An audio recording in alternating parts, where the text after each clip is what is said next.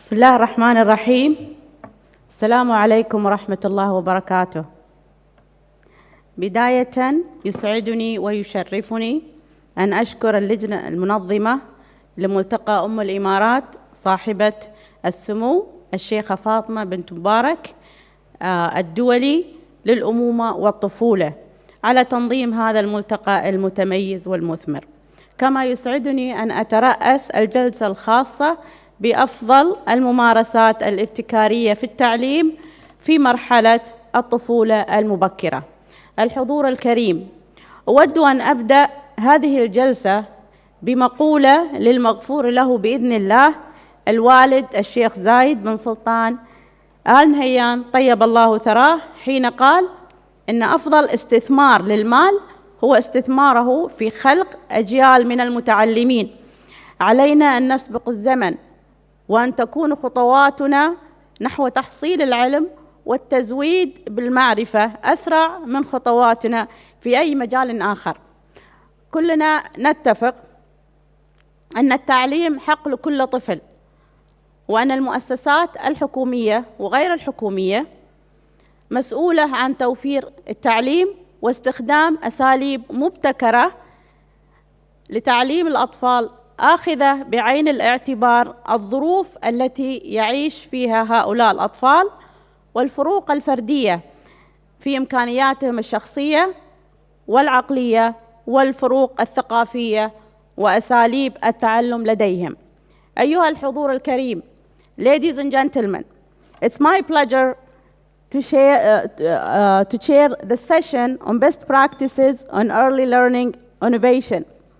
One of the challenges the world is facing today is the increasing number of children who are out of school because of natural disasters or wars, or because of physical or mental disability, or for other circumstances. These circumstances disrupt the day-to-day life of those children, and in particular, their education and health, which in turn cause major national and international economic burden and interruption of the development of many countries. Other children do not achieve or develop up to their potentials either because of the lack of motivation to learn or because of ineffectiveness of classroom traditional method of teaching. Governments and leading organizations and companies around the world are taking advantages of the advances in technology, whether it's social media or internet or mobile apps or iPads, to find effective and innovative solutions to overcome these challenges and to create non-traditional educational environment and opportunities and better future for our children. This session will answer the following questions.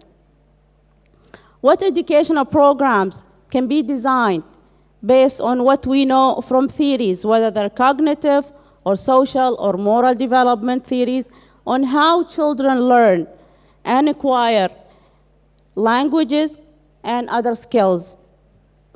Second, how can we benefit from advances in technology and art design to provide stimulating and interesting learning environment for children in early age? Third, what are the best practices in combining both classroom teaching with cutting-edge technology and real-world experiences? And fourth, what are the best practices in connecting parents and teachers to support early education? Fifth, what are some of the new innovative and creative learning programs around the world today? Sixth, how can we encourage and motivate teachers to be innovative in the classroom? And last, how can we engage academia, private and public sectors to develop solutions for early childhood education? Our respective panelists will discuss these questions in 10 minutes each and will share with us today their experiences on some global emerging innovative solutions to educate children around the world, especially those who are physically, mentally, and emotionally challenged, and the millions of children who are out of school today. Our first panelist, Mr. Christopher Fabin. He is the Senior Advisor on Innovation to the Executive Director at the UNICEF. He is also the co-founder of the UNICEF's Innovation Unit and lead of UNICEF Ventures. His team helped build the largest mobile health system in the world in Nigeria, reporting more than 42 million births by SMS, as well as the U report, which enables over 2.6 million young people to be connected to decision makers via SMS and social media. Before the UNICEF, he founded and exited tech startups in Africa and in the Middle East. He also continues to advise startups and entrepreneurs and funds on emerging business models and how to make new things succeed despite the noise of voices saying they are impossible. Please join me to welcome our first speaker, Mr.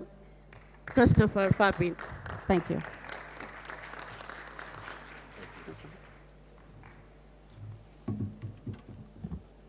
Thank you, Dr. Fatima. Since we are the last group between everybody and lunch, I will try to be even faster than I was going to be otherwise. But first I want to try an experiment, and so this is about innovation, and so experiments can fail. Let's see, does this work? Can you guys see that? Right. Oh, that's super sad, right? How about, you see that? That's happier, right? You can laugh at my bad jokes. It's all that will maintain us for the next 10 minutes. Okay, so you can see that. Just in case you want more information, do you like this? This is PowerPoint, but just done old school. In case you want more information on the type of things that we're talking about over the next few minutes, there's a place that you can go to talk to somebody. I guess that will eventually get through to me. And if you want to read more about the work that's being done in UNICEF's Office of Innovation, here's a website. Take a photo of it. Trust me, it's great bedtime reading, or if you're on a plane, wonderful. The team that I work with is an interdisciplinary team of people who come from the world of startups, technology, engineering, and design. And we work inside of a big bureaucracy. We work inside of UNICEF, which has been around for 70 years, advocating for and expressing the rights of the world's most vulnerable children. But many of the people on our team work at a slightly different speed than the speed of systems and governments. And we tend to work in a space where you can talk about failures, where you can do something that doesn't work and learn from it and build off of it.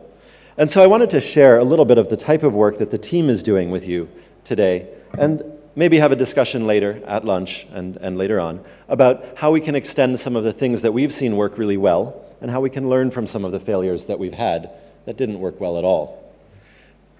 The type of investments that we try to make are small investments. Everybody knows that if you're investing in a startup, it's better to have a bunch of small startups that you put a little bit of money into rather than expect that you can solve the whole problem at the very beginning. That's as a basic for any investment philosophy. It's also basic to the way we solve complex problems in the world today. As we've heard and as we know, there are more than 50 million kids who are on the move now because of war or violence. And 50 million is not a number that's going down, that's not decreasing. And that's not a number that any of us can really put in our heads and even conceptualize.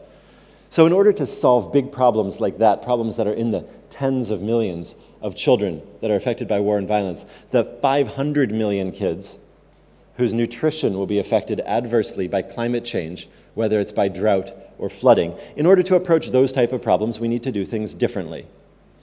So that's fine. So how do we do things differently? the way that our team works is to try to find the space between right now and the future, where technologies are emerging that can help to solve these type of complex issues, these wicked problems, these difficult areas. And so I'll give you an example of 4 that we've just invested in through the new UNICEF Venture Fund, which is cool. It's cool that UNICEF now has a venture fund. That didn't exist in the UN until about a week ago. But let me talk about a few types of solutions that we're seeing in the space of ECD and early childhood development and education that we think maybe they themselves will fail, but the idea, the portfolio around them, will have great implications for us and for our work. In our first round of investments in the UNICEF Innovation Fund, we found a company in South Africa that's looking at paying teachers and caregivers in ECD centers automatically using blockchain. Blockchain is a technology that I don't understand. Every time I think I understand it, I get confused and I realize I have no idea what I'm talking about. It's the technology that underlies digital currency like Bitcoin, and it allows us as UNICEF to work with the government of South Africa and to make sure that teachers who do come to a center are paid on time and automatically, and that we have a record of it. And because this system, blockchain, provides for an indelible and permanent record, we know that the students' records are also going to be available to that student as they go through school and as they transition into tertiary education or a job. We're also funding, so that's a company in South Africa that we found. UNICEF works in 190 countries around the world, and one thing that we sometimes don't realize is the tremendous advantage that gives us when we're looking for new solutions. The greatest new technologies are not coming from Silicon Valley. They just aren't, right? So if you're doing a startup right now in California, you're trying to make an app that can help you find a restaurant that's better than your friend's restaurants, faster than your friends. And that's an important problem, but it's not a compelling problem. And where we see the best solutions to compelling problems, the problems that affect 50 million young people or 500 million young people, are in the places where constraints are greatest. We've invested in a company in Pakistan that's doing small plays, like musalsalat, over phones for fathers whose wives have just given birth. So these little plays can be accessed. You dial a number, you get a free phone call, and you can listen to a 3 or 5 minute play, a part of it. And then next week you get to hear another part, and the week after you get to hear another part. And it's free. And it extends to parts of Pakistan that aren't covered by traditional programs, that are difficult to get to, where the infrastructure doesn't exist to have a film or to do a training. And it's something that a father can listen to, can share with his friends, and can do on his own. Similarly, in Lebanon, and James, who's over there, was at a table today with tablets that have been developed, and the software on the tablets has been developed in Lebanon for providing access to education, particularly early education to children, and children who may not have had the comprehensive early childhood education that we would like. So ways to figure out how you can guide self-learning and curriculum that's important to a person in a way that can give them the vital access that they need. So how do we get to things like this, to systems like U-Report that was mentioned in the introduction? I'm going to give you 3 examples in the next 3 minutes and hopefully answer at least one of the 7 questions that was ambitiously posed to us. So there, can you guys see that? Let's see.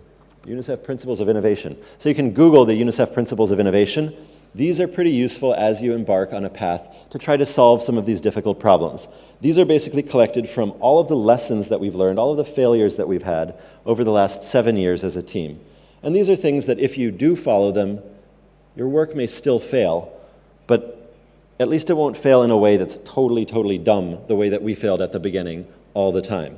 And these are simple things. These are things like build your system with the end user. Make sure that it's built in a system that can scale and so on. But there are also principles that have been signed off on by 17 UN agencies and by governments around the world. The second thing that we think is very important is to take a venture approach. Ready? There's your next one. Get your photos now. Let's sell them to your friends. There's one. Thank you. Thanks for that. Taking a venture approach to these problems is the only way that we can be sure that the failures that we will inevitably encounter as we try to solve the world's trickiest problems, that those failures don't destroy our work completely. So the portfolio of projects that we're investing in as UNICEF is going to be about 50 companies, all of them registered in the countries that UNICEF works in, and all of them companies that will make a profit. Because if you can't solve these problems in a way that's sustainable and that involves finance and financing, you really don't get anywhere. Here, this is my drawing of a portfolio. If you can't solve the problems in a way where you have 5 investments and 4 of them do not work, but the one that does work takes you forward, you're also not adding very much to your collective knowledge. The third and final thing that I think is really important as we're looking at these types of issues is to be able to use data to drive our investments in early childhood development, and to make sure that we can use data to gear where we invest so that it's the most effective. Okay, so let's see if we can see this. 1,500 calories per day. So that's a pretty good measure of the number of calories that a child needs to be healthy. As Susan said, if you don't have the right amount of nutrition and the right nutritional inputs, your body starts to stunt. Later, your brain starts to stunt, and you don't reach your full cognitive and creative potential. So the question is, as we're talking about early childhood development, in addition to this, and we know some calories are good, right? But if you eat only cake and sweets, that's not really a good calorie balance for you. So the question is, as we're looking at early childhood development, is there a way to measure kilobytes per day? How many kilobytes does a kid need, does a 4-year-old need, and what type of kilobytes? If they're just watching the Kardashians all day, you can laugh at that, it's like my second joke. Thank you. Thanks, guys in the front. Does that reach your full educational potential? Or do you need access to a variety of knowledge sources? Do you need the ability to write upwards to the internet? Do you need the ability for your information to be greater than yourself? And so we're doing a project now called on information poverty, and it provides us with the type of data that we use to gear these investments, because we know that in a world of constrained resources, we cannot provide 100% of the solutions we need to 100% of the children who need them. It's more resource constrained than that. And so looking at that scarcity and trying to use these technologies as a way to leverage the systems that we have and the money that we have gives us a glimpse into a future that we believe is more equitable and more fair for every child. Thank you.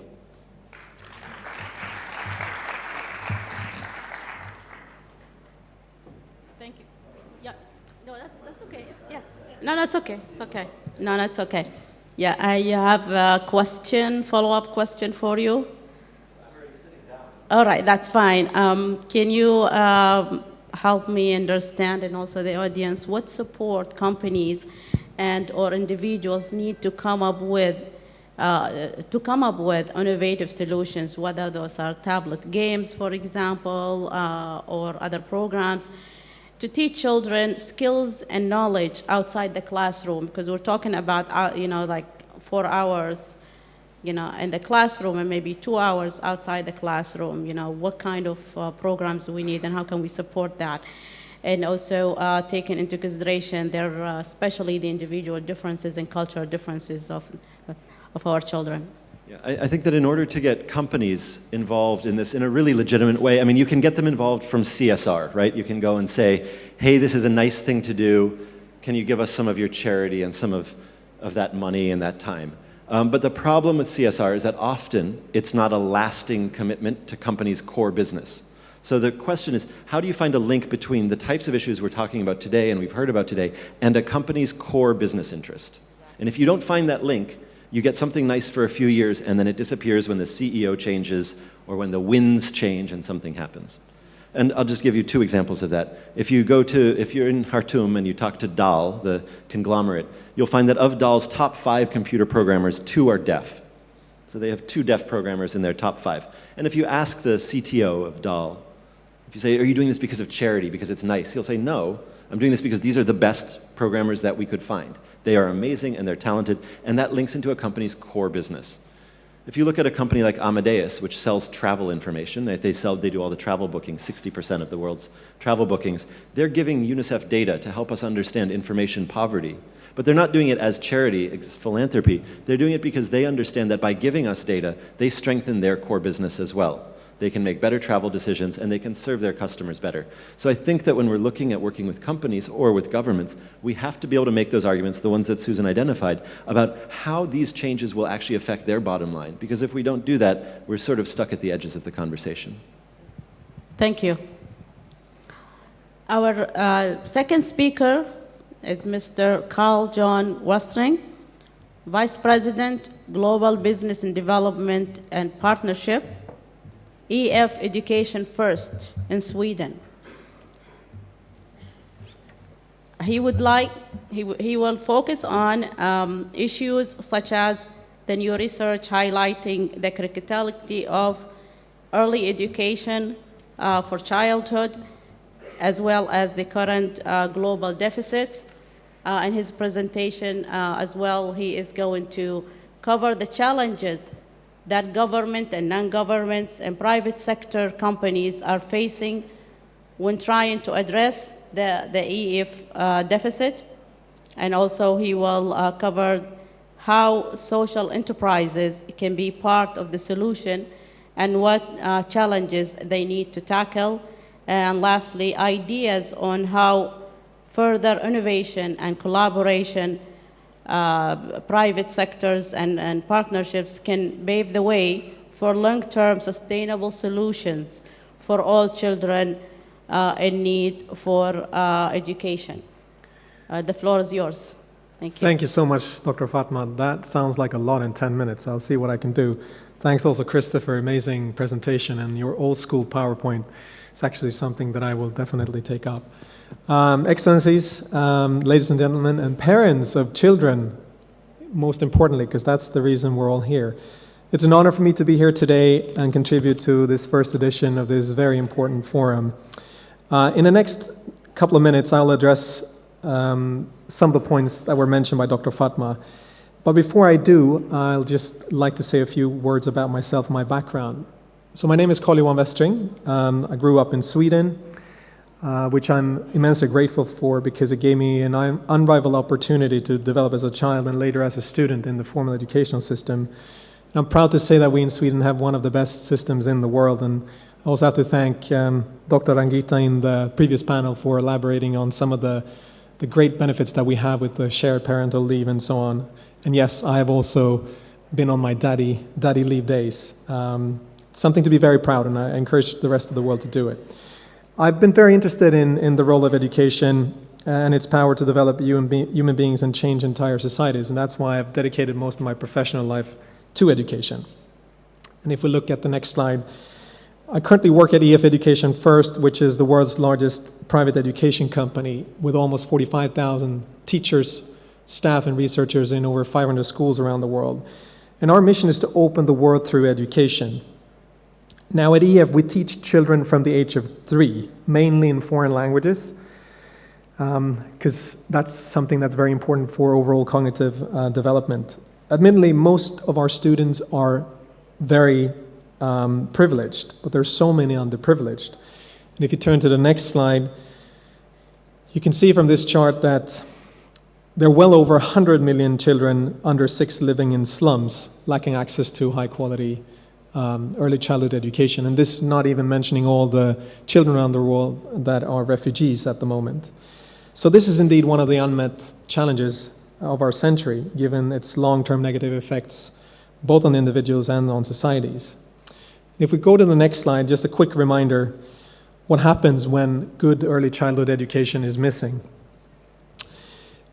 If you have good early childhood education, you're on top of this. You perform better, you're more ready to primary school, you perform better in secondary school and in higher education, and you're more likely than most more successful throughout your life. Sadly, of course, the opposite is also true. And if we look at the next slide, it's very interesting to see that recent brain research can tell us why it's so important with early childhood education. A person's brain starts developing long before birth and continues to develop rapidly during their early years. There are actually 700 new neural connections being made every second. So children that don't receive enough stimulation and education in their close surroundings by parents or in education systems, they will require much more efforts to develop specific brain functions as they mature. And this is very costly and also difficult. Now, if we go to the next slide, you can see that there's also a lot of good news when it comes to how to fix this. EC is easy to fix, at least in theory.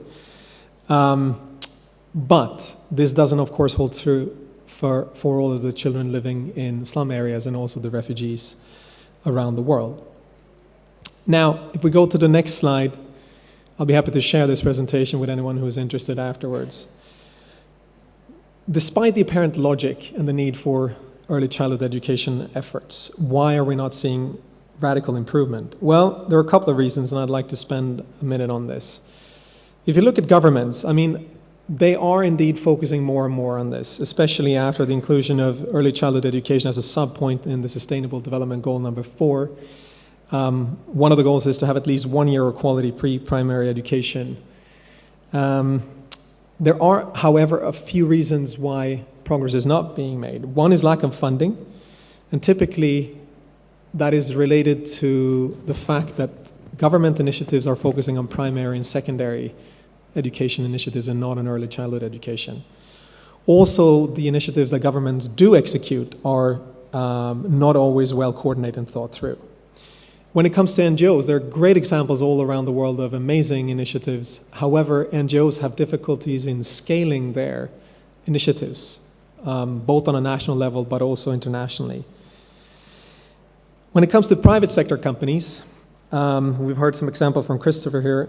They typically offer very good services. They also have been at the forefront of digitization and new innovative technologies, as we heard with blockchain and other things. However, private sector initiatives are sometimes too costly, and they cannot reach the masses, which is very unfortunate, of course. So what can we do in order to overcome all of these challenges? Well, first of all, I believe that social enterprises can be part of the solution because they deliver both social impact to improve the lives and business profit that promises scalability and sustainability of their efforts within early childhood education. Also, public and private partnerships need to be part of the solution because governments and NGOs and private companies cannot act and move the needle on a standalone basis, but if they all join forces, they can move the needle. So to end on a positive note, if we go to the next slide, there are lots of best practices already emerging. And I'd like to share a few of them from EF because we like to think that we are at the forefront of early childhood education, especially, as I said, when it comes to language training.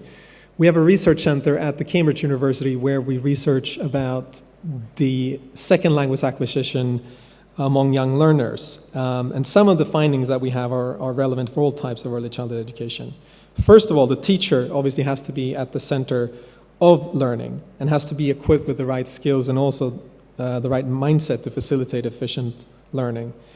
Teachers also have to be supported by school leaders and parents in order to be innovative. And also they have to share experiences between each other, both locally, nationally, and preferably also internationally in order to get inspired. The learning environment is absolutely crucial. It's the third teacher, and that's why we at EF take the design of our learning spaces so seriously. But it's not just about the physical space. It's also about the social space. The environment has to allow the early learners to explore and learn through creative play. That's why spaces have to be airy with flexible setups, as you can see in this image, to move around and allow individuals to work independently as well as in groups.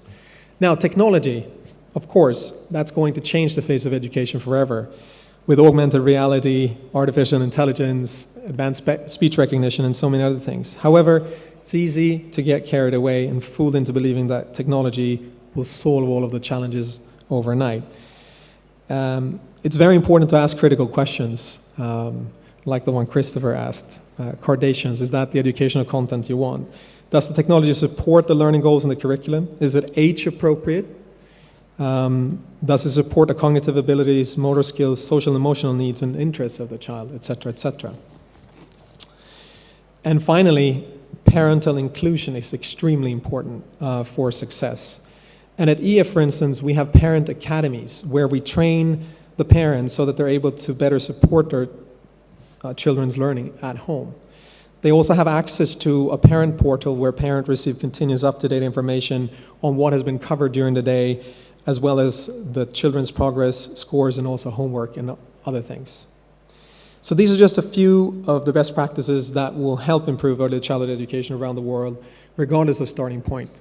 Even in developing countries, some of these things will definitely help. And I look forward to discussing this more in the Q&A session. So if we go to the next page, just to summarize, early childhood education is one of the unmet needs of the century. We have research suggesting that we cannot not act because of the opportunity costs, both for the individuals and for society as a whole. Governments, NGOs, and private companies cannot act on a standalone basis. They have to work together in public-private partnerships, and social enterprises can also help move the needle. But we do have a bright future ahead of us. There's lots of best practices available, and there's improvements happening all the time through better collaboration and also through technology development. Now, finally, if we go to the next page, to conclude, as a Swede and approaching the December 10 Nobel Prize ceremony in Stockholm, Sweden, I cannot help by ending with this picture for several reasons. First of all, because the Nobel Prize ceremony is a celebration of the ultimate achievement of education and progress, and the prizes are awarded by the King of Sweden and the Queen of Sweden, Silvia, who has unfortunately left. This is a big pride for the royal family in Sweden and for us as a nation. We at EF, we also take pride in this. We are the main sponsors of the Nobel Museum, and we have just published a book called Nobel Journeys. And it's an amazing story of 10 Nobel laureates who all share the same story. They were not on top of their class when they were kids, and then there was one thing that sparked their interest, typically a teacher that stood out and inspired them to go on and win the Nobel Prize. And finally, related to that, here in the UAE, I know the government launched just 2 weeks ago 20 strategic research initiatives for the UAE to be able to secure Nobel Prizes in the future. And inshallah, the UAE and many other countries will be able to win Nobel Prizes in the future. And the final slide shows you that if any country is successful winning Nobel Prizes, we all know it starts with successful early childhood education.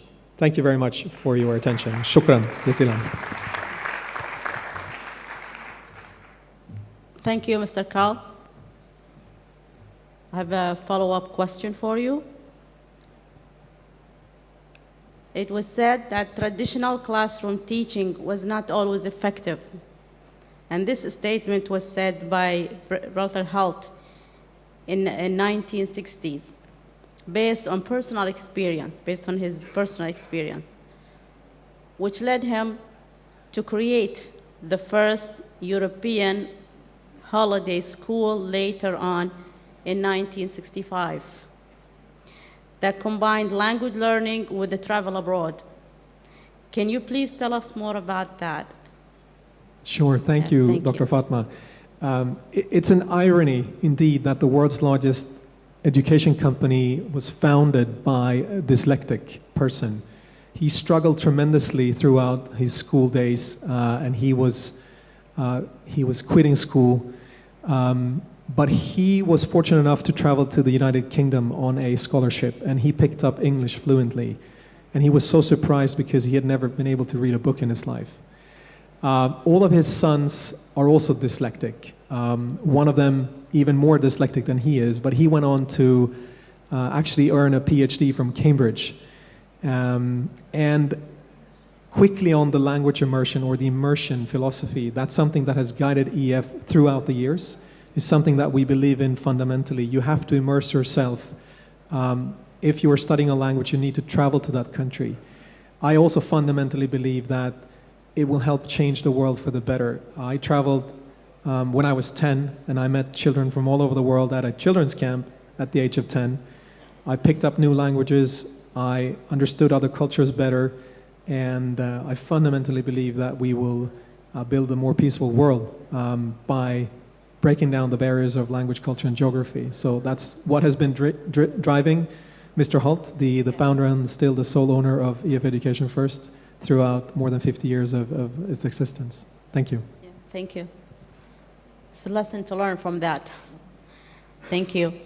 Our third speaker, Ms. Nof Al-Mazroui. She is the co-founder of the Developing Child Center in 2012, and also the director of the Hiba Fund, Sanduq Hiba, in UAE. She also co-manages 2 businesses related to children, the Lollipop Kids and Spread It Distribution. Mr. Nof received her education from Zayed University and integrated communication in 2002. She is going to tell us about her experience and what the Developing Child Center is offering to children and also parents. The floor is yours. Thank you, Dr. Fatma. And Carl, it was very interesting to hear you talk about the person that was dyslexic, because I have a child who's dyslexic, and my talk today is about being different, actually. I just wanted to ask everybody, how would you feel if someone told you that your child was different? Just take a moment, just think about it, and what feelings come to you. Would you take it as a compliment, or would you see it as a problem that needs fixing? I was faced with the exact same question a few years ago when my daughter, who was 14 today, was 8 at the time. And the teacher sat me down and she said to me that my daughter was different. And I looked at her and I said, "Thank you." And she looked at me back very confused, didn't understand why I thanked her, because she didn't mean it as a compliment. Apparently, my daughter lacked focus and was not able to see the obvious, and she was only able to read between the lines. From then on, I knew that our system was broken and a change needed to happen. And that's why I co-founded the Developing Child Center in 2012 in Dubai. Our children's potential is directly linked to our society's ability to accept and celebrate individual differences, rather than fear and reject them. This is the most evident within the current education system, where the potential of our children is evaluated against their rate of development. That is defined by a list of standardized, preset notions of how, where, and when they should develop. This predefined list does not accommodate to the out-of-the-box thinkers, as their rate and path of development is often unique and very unpredictable. Often misunderstood, out-of-the-box children are generally rejected, isolated, and alienated within the standardized education system. We have created for us, that's the system that we have created. As a result, our society risks losing the most brilliant minds with the highest potential to evolve this world to a much better place. Fueling conformity, fearing differences, creativity and individuality is killed, and the potential of those children are lost. As a result, society's potential decreases by standing to lose the most brilliant minds. TDCC is about changing the philosophy, perception, and approach society understands and evaluates the development of children, providing the much-needed tools to unlock the potential of all children regardless of their rate or stage of development. We are calling for a change of mindset and a change of approach. A child that requires support with their social skills or their expressive skills is no different than a child that requires supports with math or music. Every child has the limitless potential to learn, provided there is no cognitive impairment. When a child is different, they are often labeled as special needs. TDC refuses to label any skills that need development as special needs. The reality is 95% of children require some sort of behavioral, academic, physical, or social support at some stage of their life. We require a society that does not fear differences, a society that celebrates and supports individuality.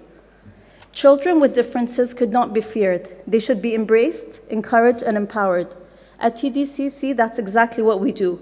We empower the children by highlighting their gifts and making them know that they are unique. We support them with their challenges by empowering them with tools needed for them to overcome their challenges. At TDCC, my daughter was empowered with the tools she needed to master the skills that didn't come to her naturally. Today, my daughter is in year 9 in one of the top schools in Dubai. She's the top 10% of her class, member of the debate team, member of the World Scholars team, member of the Model United Nations, and heads the Green Committee. She also plays the violin and is part of the Emirates Youth Symphony Orchestra. And I think that potential would have been lost definitely if it wasn't supported. And finally, on behalf of all of the 830 children at the Developing Child Center, I would like to say, do not allow anyone to tell us what we can and cannot achieve. Our potential is truly limitless. Thank you very much.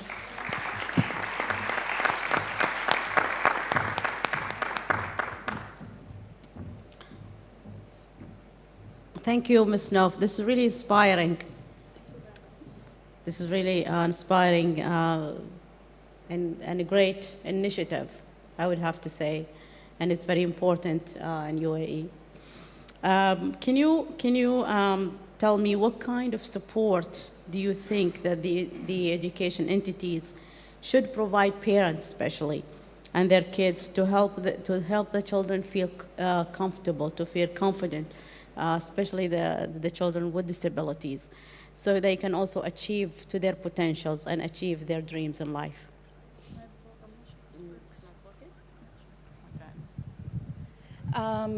First of all, I also wanted to emphasize on the services that we provide at the Developing Child Center. The first program that we have is an early intervention program, which is for children from the walking age until the age of 6. And then we have therapies. We also empower teachers and we empower parents. We have workshops for parents all the time going on. And we have an open door policy with all schools. Whatever questions they need to ask, whatever teacher need, any tools they need, we have an open door policy with them. We also have, the HIBA fund that you also spoke about. My partner and I, when we decided to open the Developing Child Center, we decided that we wanted all our net profits to go into a fund which we call the HIBA fund. And it's our personal profits from the center, and we personally put it into the fund. We're currently supporting 35 children from, children that do need support financially. So it's like a financial grant for those kids, and we have 35 kids. What the schools can do to support these children. What the schools do right now is they talk about inclusion. We do not want our kids to be included. We want our kids to be empowered. We want our kids to be accepted. And by empowering those kids is by providing services, the correct services into the schools. Currently, most of the schools I know have one therapist in the school. And I'm talking about a school with 2,500 kids. Really having one therapist in there is not going to do anything. That's why at TDCC we also started the I Succeed program, which is a satellite team of therapists that will go into the school to support any school that requires that support. And I think that's the most thing that I can ask is really for the teachers and for the other kids and everybody else, just to empower those kids and not to write them off. Thank you very much. You're welcome. Thank you, Ms. Nov. Our fourth speaker from China, Mr. Zhou Chu. Just make sure that I pronounce your name correctly. Zhou Chu is the chairman of Tanzan Future Cultural Education Group in China. Mr. Zhou Chu was the former director of Tanzan Cathay Future Children's Art Center. He was also the Tanzan Cathay Future Culture and Art Foundation.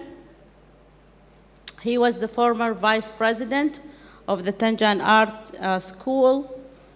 He won many national awards related to his leadership efforts in this area. He is going to talk to us today about the effort of Cathay Future Children Art Center and how we can combine especially education and art and technology to support not only children but also teachers.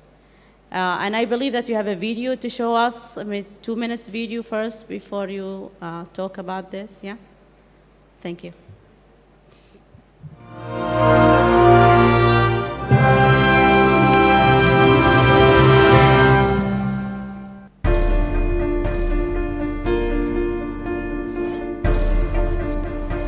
华夏未来从1993年创办以来，走过22年的辉煌历程，坚持一切为了孩子的宗旨，在儿童教育与文化产业领域运用先进的管理理念、方法和设施，构建完成了包含少儿公益、品牌教育、文化产业全面发展的服务体系。华夏未来少儿艺术中心每年开设各类课程100余种，班级1万余个。冬令营、夏令营推出精彩活动100余项，每年培训学员达到10万人次。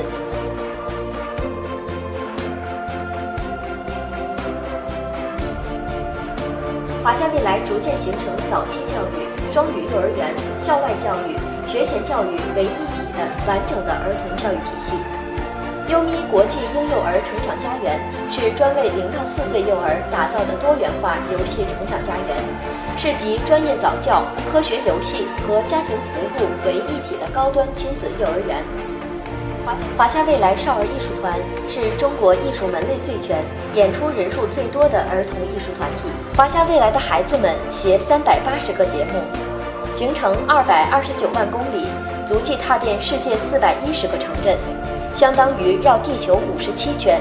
36个国家元首接待了艺术团，20万华人华侨从华夏未来看到了祖国的明天。国际少儿艺术节搭建全世界少儿艺术展示和文化交流的舞台。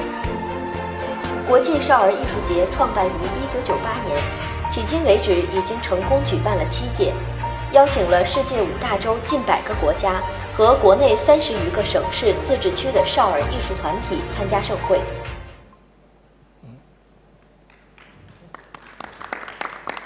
大家好，Ladies and gentlemen, good afternoon。今天呢，非常高兴有这么个机会来到这里跟大家一起分享。我来自中国天津，是中国的4大直辖市之一。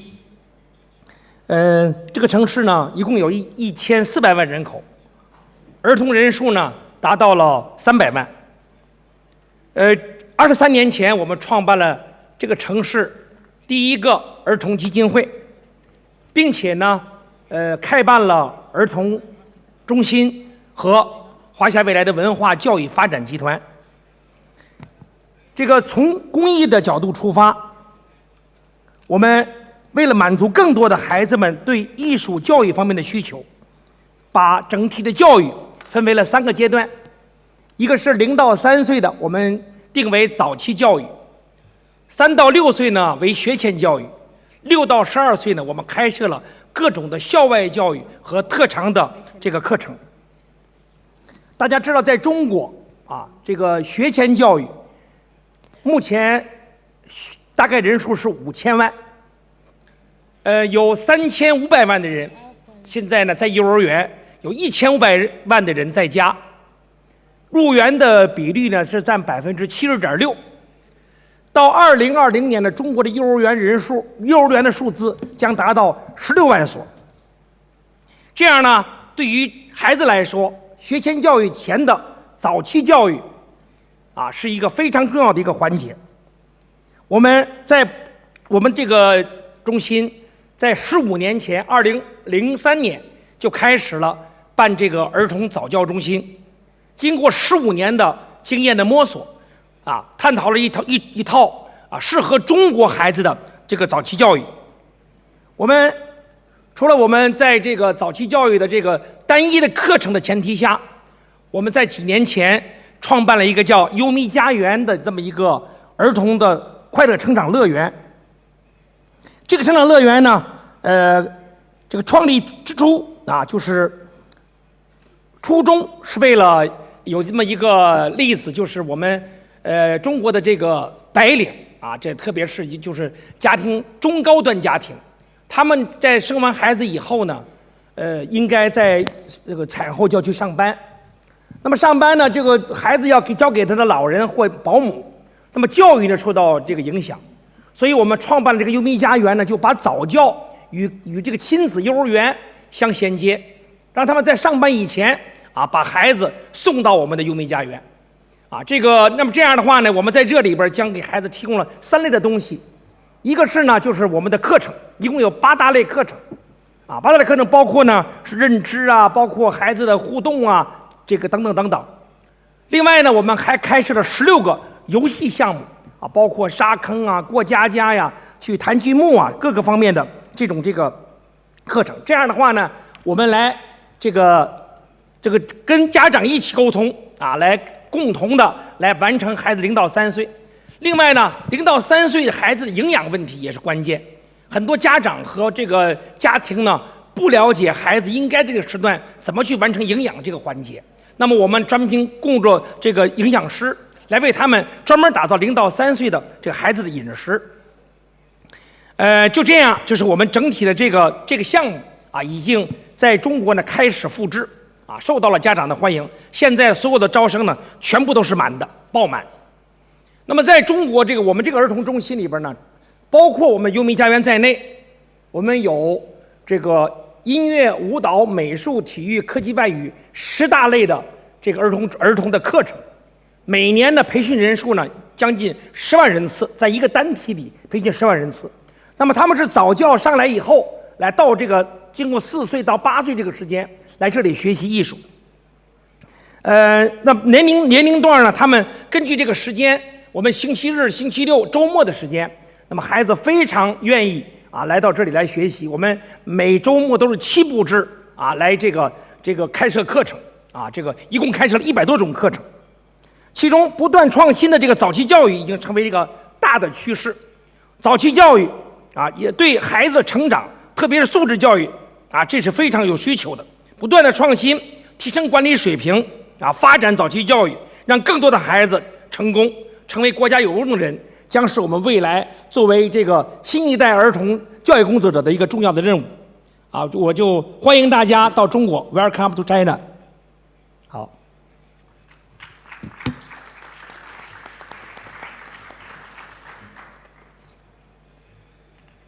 Thank you, Mr.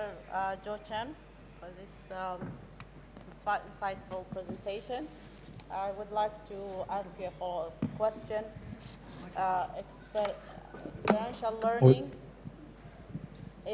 Experiential learning is the cornerstone of modern education. Can you tell us about the benefits of cultural exchange and art exchange for children? Thank you. 艺术交流呢，是最好的沟通的桥梁。孩子们呢，交流的能力，就是交往能力的培养呢，也是一个非常重要的环节。用文化艺术交流的方式促进孩子的健康成长，是我们多年来形成了一个成功的经验。我们的中心和我们的艺术团，所有的孩子和学员每年都要参加1次厨房演出，到外地演出和艺术夏令营活动。那么这个机会呢，在这过程当中，孩子们互相交流、互相帮助，自我动手能力也增强了，懂得了去分享、去感恩，这个成为了一个有记忆的童年，让孩子。另外呢，我们对孩子的培养目标是让孩子学会做人、学会学习、学会生存。那通过丰富多彩的活动、寓教于乐，体验式的能力的培养，使孩子们呢能够得到全面的发展。Thank you， 谢谢。Thank you very much. Our last speaker is Miss Moza Al-Qubaisi. الأخت موزة القبيسي is the board member at the Sheikh Mohammed bin Khalid Al Nahyan Cultural Center and senior social worker at the Social Support Center's headquarters of the Ministry of Interior and UAE. She is also the manager of Sheikh Mohammed bin Khalid Cultural Centers. She earned her undergraduate degree in education and psychology from UAE University.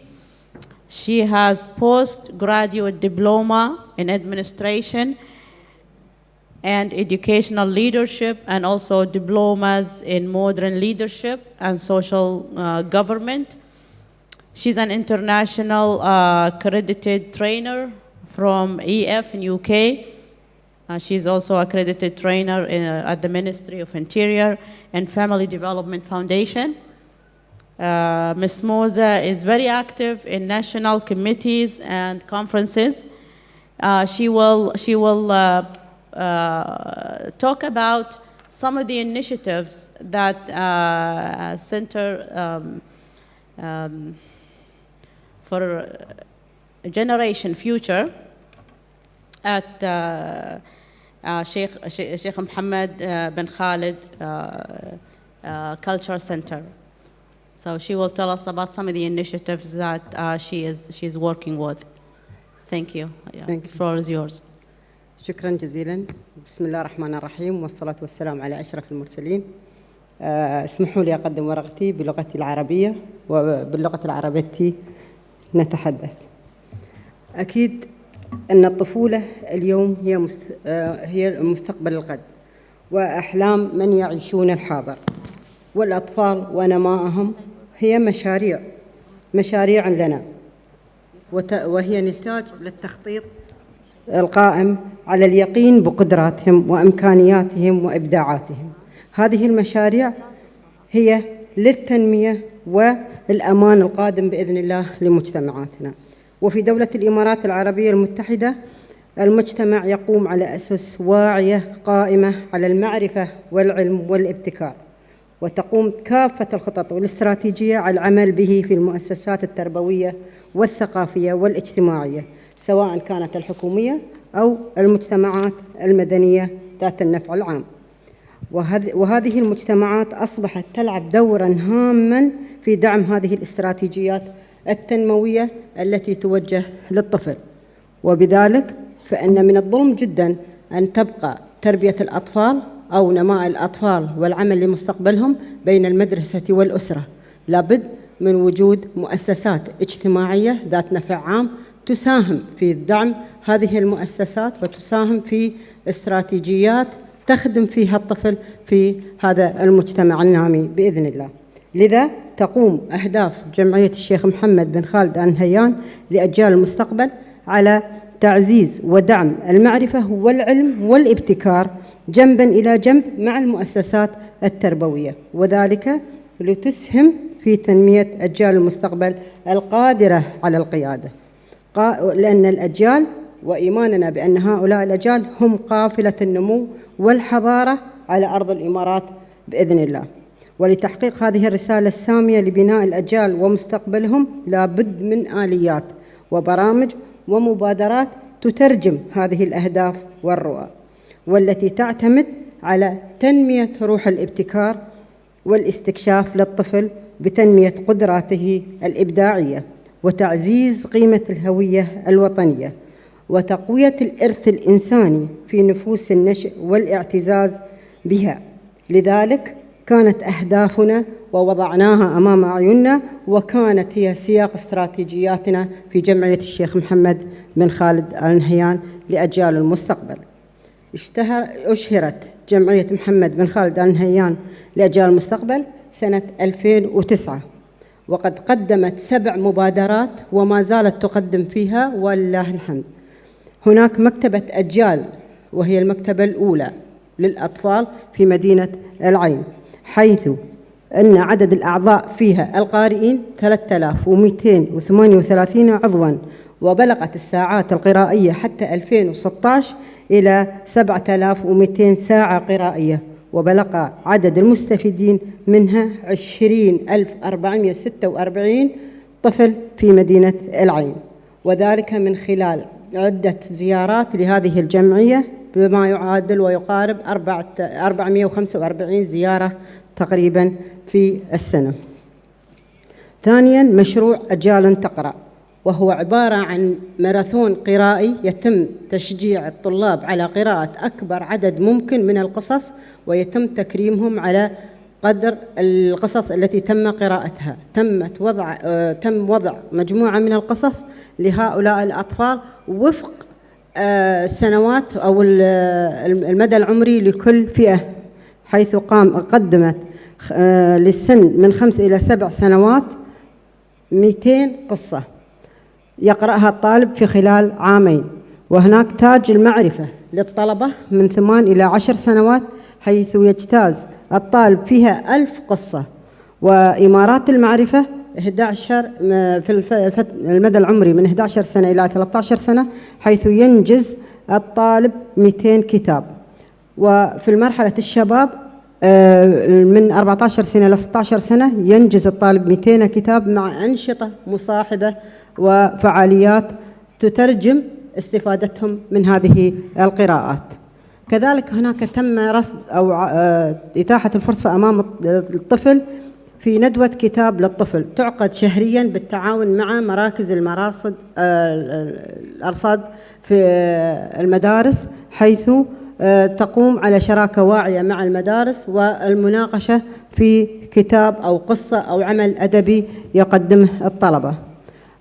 قدمت جمعية الشيخ محمد بن خالد جوائز عديدة لتشجيع الطلبة على التميز في القراءة والإبداع في إنتاج مخزون أدبي خاص من الطفولة، حيث قدمت جائزة القراءة من سنة 2007 إلى 2008، وكانت للطالب المتميز في القراءة أو الأسرة المتميزة في تشجيع القراءة أو معلم المصادر المشجع للقراءة أو معلم المادة أو إدارة المدرسة. كذلك هناك جائزة أخرى هي جائزة الكتابة الإبداعية، حيث تقدم للطلبة المتميزين في الكتابة الإبداعية، سواء كانت في القصص أو المقال أو الرسومات أو حتى الروايات، وفعلا كانت إنتاج كبير من الطلبة المتميزين في إنتاجهم الأدبي.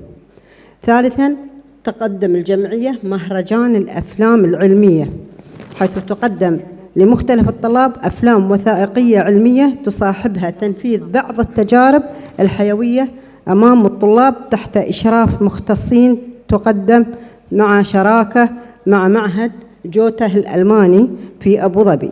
استفادت منه تقريبا 92 مدرسة بواقع 2625 طالبا وطالبة.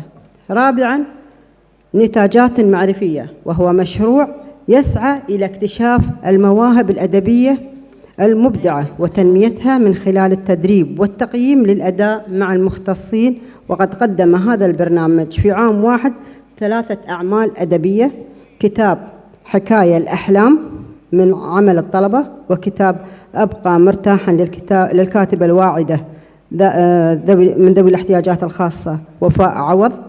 وقد قدمت كتاب أوراق من ذاكرة الوطن. هذه الكتب قدمها طلاب مكتبة الطفل في الجمعية. خامسا، تم تنظيم عدة برامج أو روابط لتشجيع وتدريب الطلبة على مجموعة من الأنشطة الإبداعية والفكرية، وهذا إيمان بأن هناك لا يمكن أن يتعلى وينمو الفكر ما لم يكن هناك مجموعة من التدريبات ومجموعة من الأفلام، مجموعة من هذه الأنشطة التي تعزز هذا الفكر الإبداعي. هناك رابطة الكتاب ورابطة القلم التي تشجع على الكتابة والتحرير، ورابطة الكلمة، وكذلك رابطة الفلك، ورابطة التواصل، ورابطة الإبداع، ورابطة السياحة. كلها برامج تدريبية تقدم للأطفال في وقت الفراغ ووقت الإجازة السنوية ووقت الإجازة الأسبوعية، لتمكين الطلاب من التنظيم لأنشطتهم في جو من المرح واللعب. كذلك تقدم جمعية الشيخ محمد بن خالد للأجيال مخيم للأجيال، وهذا المخيم يقوم على تنمية السمات القيادية الذاتية للأطفال في معسكرات خاصة مغلقة، يقوم تقديم لهم كافة المهارات في قيادة الذات وتقديم كل المهارات لها. أكيد أن الجمعية ما زالت عندها طموح وما زال عندها هناك تقديم الكثير، ولكن أن هذا ما نقدمه هو مسايرة مع ما تقدمه دولة الإمارات العربية المتحدة وما تعيشه من زخم ثقافيا ومعرفيا، وما يقدم للطفل من فرص تعليمية وممارسات مهارية عالية في كل المجالات. كذلك هي مشاركة للإبداع والابتكار والاستكشاف، وهذا كله لنجعل من المستقبل بإذن الله أجيالا واعدة قادرة على أن تقدم الجديد دائما والأمان لهذا الشعب ولهذا الوطن بإذن الله، وتحقيقا لرؤية قيادتنا الحكيمة في أن نخلق منهم أكبر استثمار قادم بإذن الله في المستقبل. شكرا جزيلا.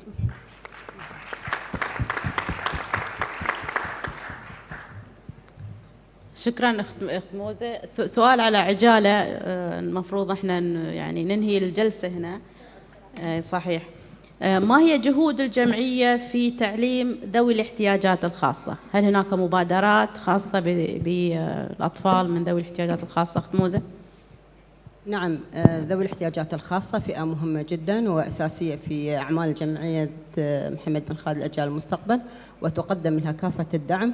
وهناك مجموعة من ذوي الاحتياجات الخاصة لهم العضوية ولهم المهارات ولهم الفرصة في تكوين تعزيز مهاراتهم وابتكاراتهم وإبداعاتهم ومساندتهم وإعطائهم الإمكانيات اللازمة لذلك.